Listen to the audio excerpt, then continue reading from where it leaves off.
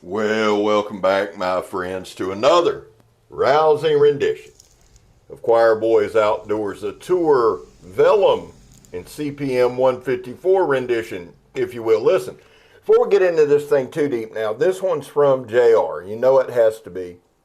It's a little skinning knife made by TOOR Knives.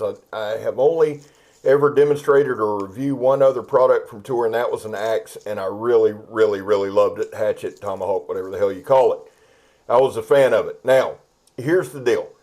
This is the TOOR VELLEM. Let me give you some specs, and then we'll do our intro and all that.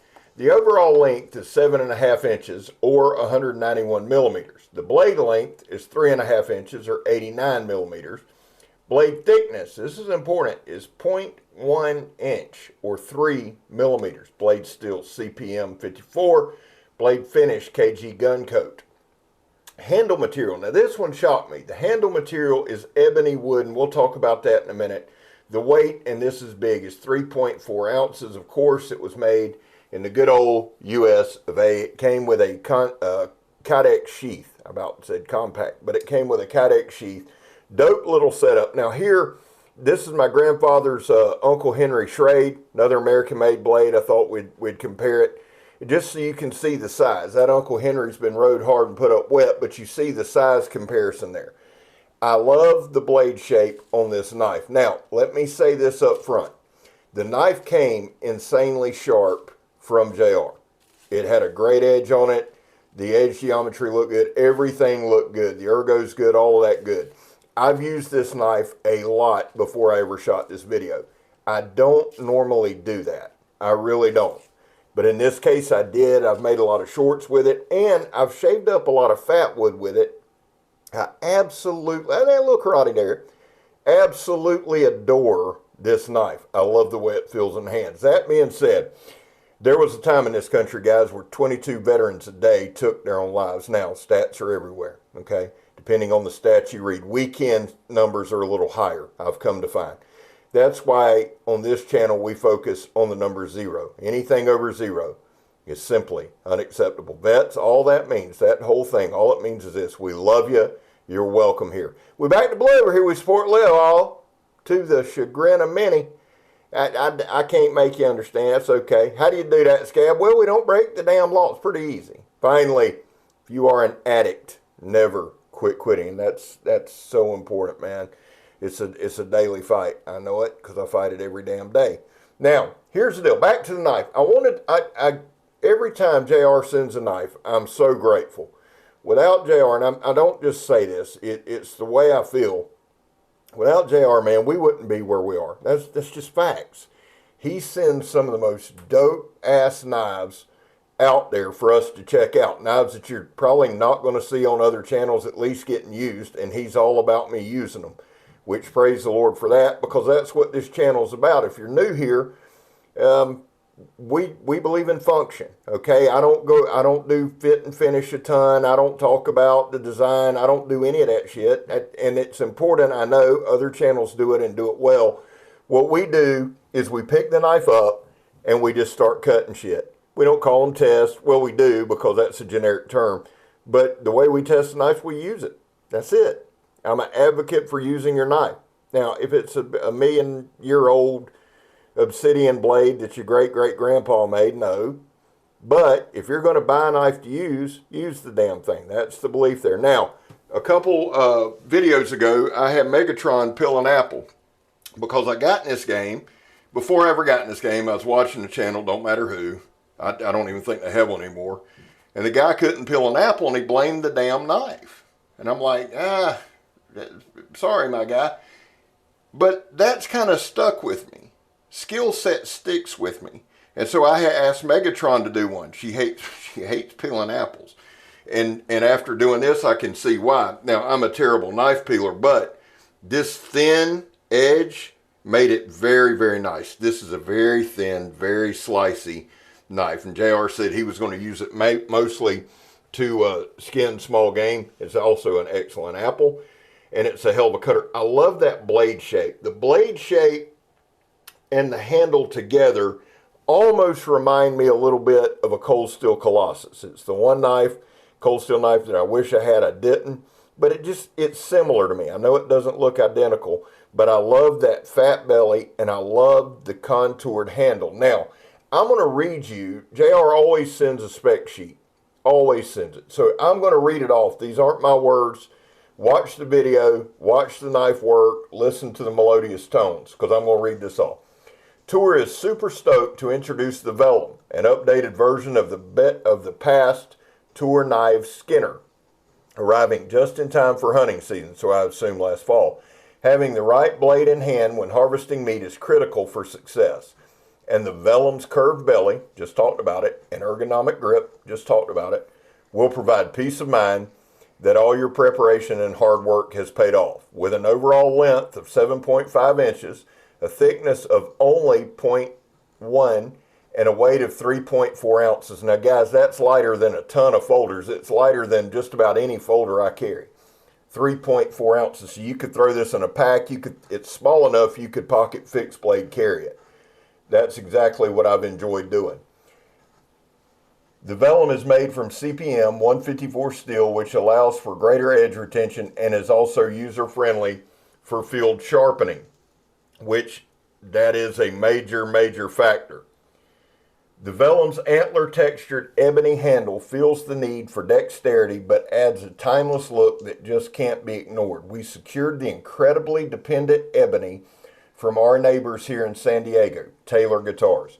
We individually process every ebony handle by hand, and let me just add, you can tell that, and finish it with an extremely high grit and buff to ensure the wood will last a lifetime. Each piece of ebony is unique, meaning each one of these blades has the potential to be different and stand alone. Now, I'm sorry for reading that, but I felt like it was very important and would add, in other than me rambling on, as much as I know everyone enjoys listening to these melodious tones. Some really good stuff in there. Here's the thing. When I do a review or when I do a demonstration, I don't read shit about the knife. Nothing. I don't look the knife up. I don't watch somebody else's videos. Now, if it's an old school knife that you just can't help that there's a million videos of, well, yeah, you got to. But when it's a knife like this, that there aren't many, if any, hard use reviews on, I don't watch them. I want to see if I can figure out what the designer was thinking. I want to figure out the function of it. Now, doing a review means I've used the knife a lot over the past month and a half. It also means that it's not going to be as sharp as it was when I first got it. That's on purpose. I wanted to see how long the edge would hold up. Would it roll? Would it chip? Because I don't have a lot of experience with TOOR. So you can see this polypropylene knife rope. A little bit of a struggle here, okay? Not going to lie. But it's also a tiny piece of rope. So that factors in. Then we're going to cut right over here to our steel belted sandblast hose.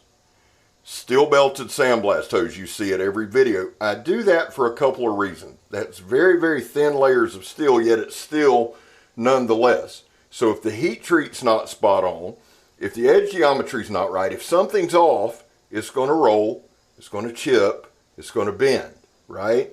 That's right, Scab. But it didn't. That tells me, here's what that tells me. Tells me the heat treat's spot on. Tells me with a little bit of stropping, a little bit of honing, it'll be back to razor sharp, okay? This knife has a lot of use on it. But back to those ebony wood handles, I thought it was G10. I'm not going to lie. From the texture, from the aesthetic, the whole 9 yards screamed G10 to me. So when I read, finally, I got all my demonstrations done, got everything edited. I went and got the paperwork to get the specs off of and just started reading. And honestly, I was blown away. It has that G10 feel. It has a very grippy. It's beautiful. It looks a little slick. It's not slick at all, and you'll see that here with the John Peters stab test.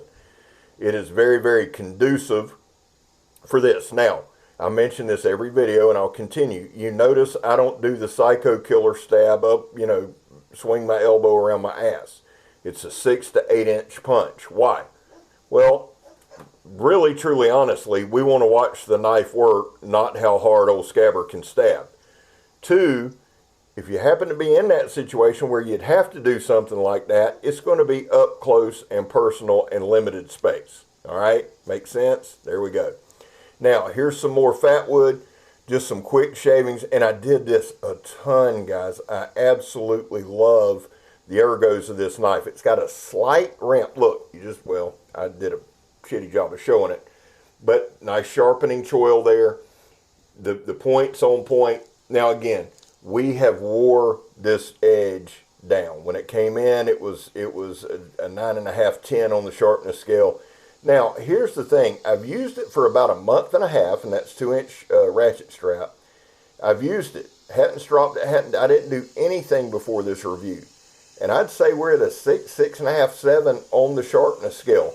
That's not bad for my type of use for a month and a half. It's just not.